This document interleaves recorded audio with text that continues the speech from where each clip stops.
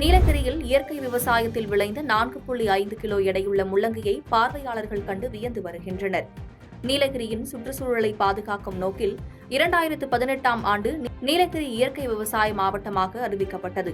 இங்கு இயற்கை முறையில் விவசாயம் மேற்கொண்டு வரும் விவசாயிகள் உற்பத்தி செய்த மலை காய்கறிகளை சந்தைப்படுத்த வசதியாக உதகை சேரிங்கிராஸ் வளாகத்தில் விற்பனை நிலையம் அமைக்கப்பட்டது. அதில் தாம்பட்டி கிராமத்தில் விளைந்த 4 கிலோ மற்றும் 4.5 கிலோ எடை கொண்ட 2 வெள்ளை முள்ளங்கிகள் விற்பனைக்கு வைக்கப்பட்டுள்ளன. இதனை கண்டவர்கள் வியப்படைந்து வருகின்றனர். ரசாயன மருந்துகள் இல்லாமல் விளைவித்த முள்ளங்கியை அனைவரும் பார்க்க வேண்டும் என்ற நோக்கத்தில் விற்பனைக்கு வைக்கப்பட்டுள்ளதாகவும், இயற்கை விவசாயம் மேற்கொள்ள விவசாயிகள் முன்வர வேண்டும் எனவும் தோட்டக்கலைத்துறை அதிகாரிகள் தெரிவித்தனர்.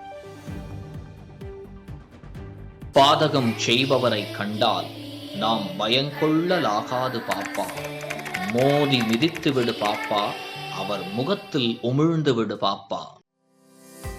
அண்மை செய்திகளை உடனுக்குடன் தெரிந்து கொள்ள இணைந்திருங்கள் இயம்நாடு தொலைக்காட்சியுடன்.